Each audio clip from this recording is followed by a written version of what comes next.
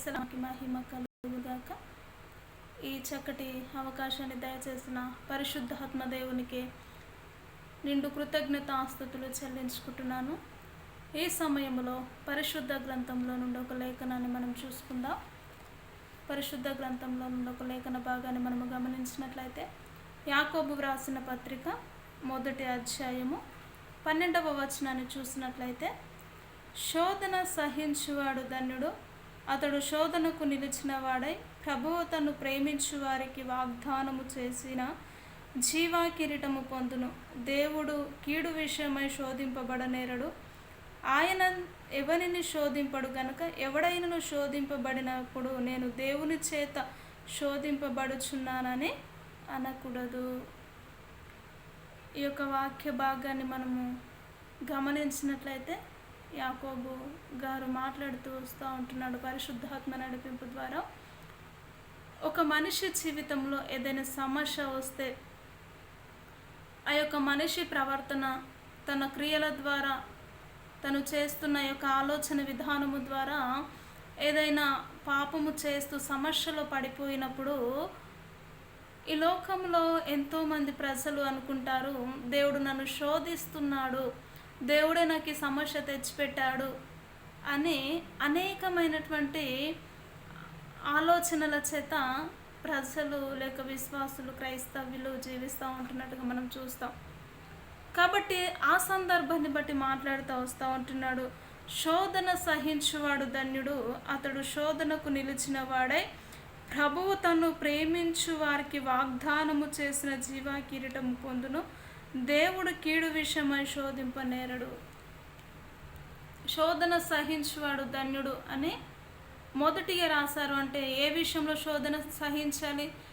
దేవుడి విషయంలో, సువార్త విషయంలో, లేక పరిచర్య విషయంలో, దేవుని సన్నిధిలో బలముగా ఉంటున్నప్పుడు, అనేకమైనటువంటి సమస్యలు నీ జీవితంలో వస్తున్నప్పుడు వాటి విషయంలో దేవుడు అంటాడు, శోధన సహించువాడు ధన్యుడు, వానికి పరలోక రాజ్యాన్ని నేను అనుగ్రహిస్తాను అంటున్నాడు. అదేవిధంగా మరొక విషయాన్ని కూడా మాట్లాడుతూ వస్తూ ఉంటున్నాడు. శోధన దేవుడు ప్రతి విషయంలో శోధన తెచ్చిపెడతాడని కాదు, అనేకమైనటువంటి రీతుల్లో కూడా శోధనను తెచ్చుకునే వారు చాలామంది ఉంటారు. వారి ఆలోచన ద్వారా, వారి తలంపుల ద్వారా, వారి ప్రవర్తన ద్వారా, వారి క్రియలు బాగలేని స్థితిలో ఉన్నప్పుడు కూడా శోధనను తెచ్చుకున్న వారు కూడా చాలామంది ఉంటారు. అలాంటి శోధన వచ్చినప్పుడు, సమస్యలో పడినప్పుడు ఈ సమస్యను దేవుడే నాకు తెచ్చిపెట్టాడని అది అనకూడదండి. అదే దేవుడు ఒక పాపముగా ఎంచి ఉంటున్నాడు.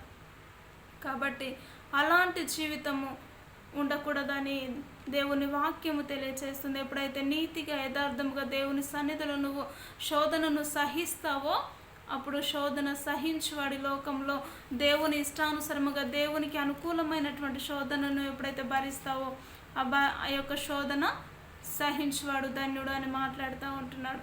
కానీ అన్ని విషయాల్లో కూడా దేవుడు సమస్యలు తెచ్చిపెట్టారు. కొందరిని మనం చూస్తాం, వారు పాపంలోనే జీవిస్తారు, పాపంలోనే బ్రతుకుతూ ఉంటారు. కానీ వారి పాపము వలన వచ్చు జీతము మరణము అని తెలిసి కూడా ఒకవేళ మరణపు అంచుల్లో ఉన్నప్పుడు ఆ యొక్క సమస్యను దేవుడే తెచ్చిపెట్టాడని మాట్లాడుతూ ఉంటారు.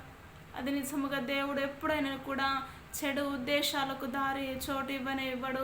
ఆయన మంచి మార్గములను ఎంచుకోవాలి, మంచి తలంపుల చేత నడవాలి అని ఆ యొక్క ఉద్దేశముల చేతనే దేవుడు తన బిడ్డలను ఏర్పరచుకొని ఆ యొక్క విధానములోనే నడవాలని ఆశపడుతూ ఉంటాడు.